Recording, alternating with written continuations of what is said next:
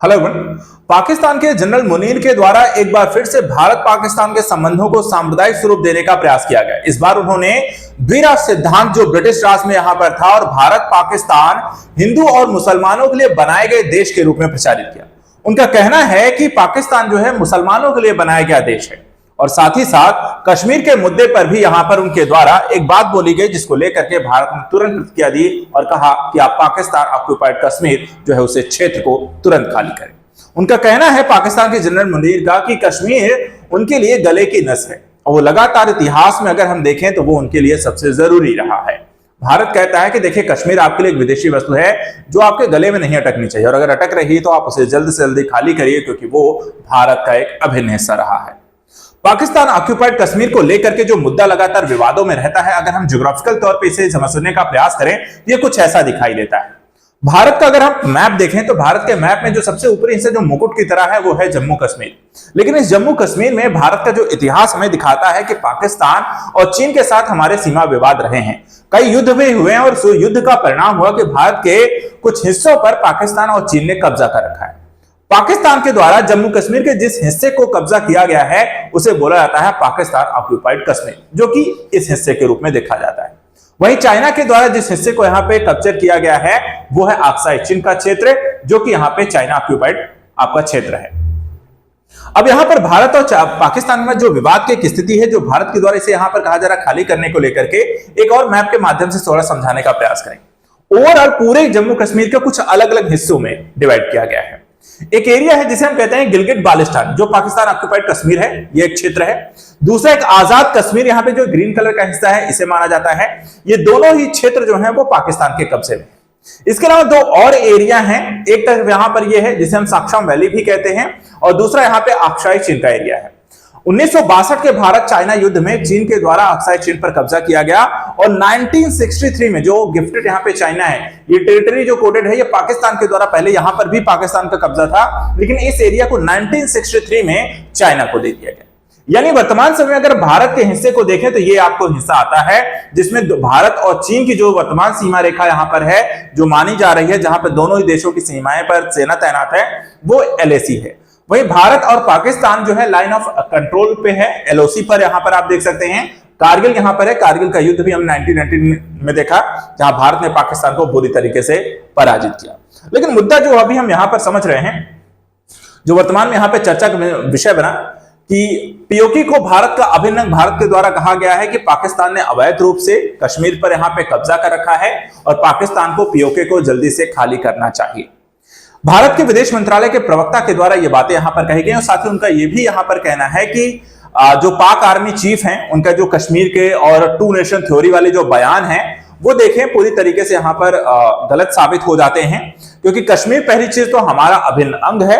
वहीं to nation theory जो कहा जा रहा है कि मुसलमानों के लिए पाकिस्तान बनाया गया था, तो वो 1971 में ही आपको थ्योरी का पूरा तरीके से टूट जाती है। रीजन क्या है कि 1972 में बांग्लादेश अलग एक देश बन जाता है, तो आपकी टू नेशन थ्योरी पूरी तरीके से काम यहां पर नहीं करती है क्योंकि वो पार्टीशन 3 देशों में अब तक कन्वर्ट हो चुका है।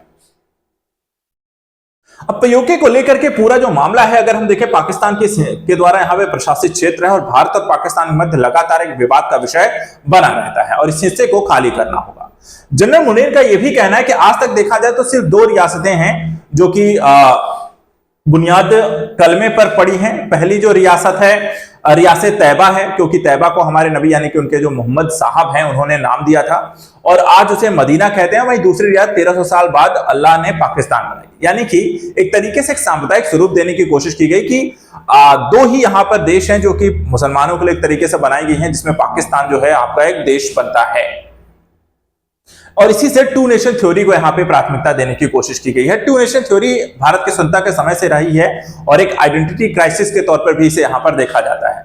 इसको और भी बेहतर तरीके से समझना है तो आखिर टू नेशन थ्योरी क्या थी। देखिए, पाकिस्तान के निर्माण में द्विराष्ट्र सिद्धांत एक केंद्रीय सिद्धांत था जिसको लेकर के लगातार ब्रिटिश समय से काम इस पर किया गया था, जिसमें कहा गया कि ब्रिटिश भारत में मुसलमान और हिंदू जो हैं अलग अलग राष्ट्र थे, जिसमें से प्रत्येक का अपना एक धर्म था, रीति रिवाज थी, परंपराएं थी।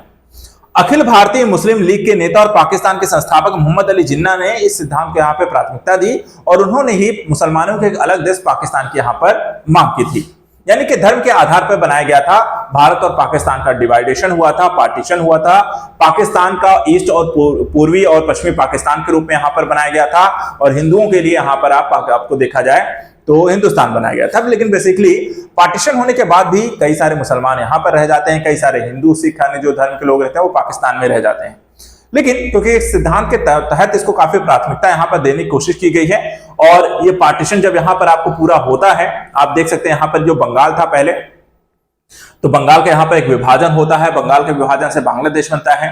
भारत के हिस्से का जिसमें आपको पंजाब आपको देखा है, एक बड़ा पार्टीशन होता है, कश्मीर पर उनके द्वारा कब्जा कर लिया जाता है। इसके अलावा यहाँ पर कलात है, वेस्ट पाकिस्तान है, पंजाब है, कश्मीर, इस हिस्से पर यहाँ पर आपको देखा जाए तो पाकिस्तान एक अलग देश के रूप में बनाया जाता है। साथ ही जैसे कि हैदराबाद है, जूनागढ़ रहे हैं, आपका कश्मीर जैसे रीजन रहे हैं, ये कुछ ऐसे क्षेत्र थे जो कि स्वतंत्रता के समय भारत में यहाँ पर शामिल नहीं होना चाहते थे, लेकिन धीरे धीरे करके हैदराबाद को, जूनागढ़ को भारत ने यहाँ पर अपने कब्जे में किया। कश्मीर का मुद्दा विवाद का विषय बना रहा। बाद में वहां पर एक 1948 में जो कबायली आक्रमण हुए, उसके बाद यहां पर पाकिस्तान के द्वारा कश्मीर के कुछ हिस्से पर यहां पर कब्जा कर लिया गया। सिक्किम को देखा जाए तो 1975 में भारत के साथ यहां पर मर्ज हो जाता है। कश्मीर का विवाद क्योंकि काफी पुराना है, इसको लेकर के विवाद हमेशा होते रहे और इसको पाकिस्तान की तरफ से लगातार बढ़ावा भी दिया जाता रहा है।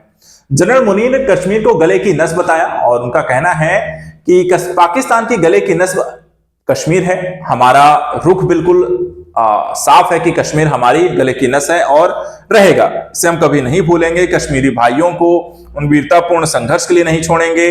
पाकिस्तान का दिल जो है गाजा के मुसलमानों के साथ धड़कता है, ऐसा कुछ यहाँ पर उनके द्वारा एक सांप्रदायिक स्वरूप यहाँ पर देने की कोशिश उनके द्वारा जनसभा में की गई थी। लेकिन अगर हम देखें कश्मीर में लगातार खासकर पीओके के हिस्से में तो आजादी को लेकर के आंदोलन हो रहे हैं, पाकिस्तान की सेना के विरुद्ध हो रहे हैं। बलूचिस्तान का एरिया को आप देख लीजिए, पाकिस्तान ऑक्यूपाइड कश्मीर के हिस्से को आप देख लीजिए, ह्यूज प्रोटेस्ट हैं, क्लैशेस हैं जो पाकिस्तान के विरुद्ध, उनकी सेनाओं के विरुद्ध, उनकी पुलिस के विरुद्ध यहां पर आपको देखने को मिल रहे हैं। और ये लगातार पाकिस्तान में इस तरीके का मैसेज यहां पे देने, क्योंकि वो भारत के साथ शामिल या एक अलग क्षेत्र यहां पर बनना चाह रहे हैं, वो पाकिस्तान से अलग हो जाएंगे। और भारत लगातार इसको यहां पर उठाने का भी प्रयास करता है कि देखिए वो हमारा क्षेत्र है और हमारा हिस्सा है। तो एक सांप्रदायिक नैरेटिव यहां पर देने की कोशिश यहां पर की जा रही है। वो क्यों की जा रही है? देखिए यहाँ पे मुनीर का एक सिर्फ मुद्दा है कि किसी तरीके से भारत के मुसलमानों को भड़काया जाए और भारत विरोधी जो गतिविधियां हैं उनको तेज की जाए, भारत में दंगे कराए जाएं और भारत को यहां पर एक अस्थिर क्षेत्र के तौर पे विकसित किया जाए, एक आंतरिक विद्रोह यहां पर खड़ा किया जाए। और इस तरीके के बयानों के माध्यम से एक विचारधारा जिसमें धार्मिक गृह युद्ध की स्थिति छेड़ने का प्रयास इनके द्वारा किया जा रहा है। भारत सरकार इस पर एक त्वरित कार्रवाई करते हुए पीओके को यहां पर भारत में हासिल करने को लेकर के प्रयास कर सकती है। फिलहाल यहां पर जो सांप्रदायिक रूप देने की कोशिश की गई है तो उससे यहां पर भारत को किसी तरीके का नुकसान नहीं होगा, क्योंकि भारत एक ऐसा देश है जहां पे सभी धर्म जाति के लोग एक साथ मिलकर के इस देश की सुरक्षा के लिए यहां पर तत्पर रहते हैं। फिलहाल आज के लिए इतना ही। ऐसे ही करंट न्यूज के लिए आप हमारे साथ लगातार बने रहें। Thank you so much and good luck.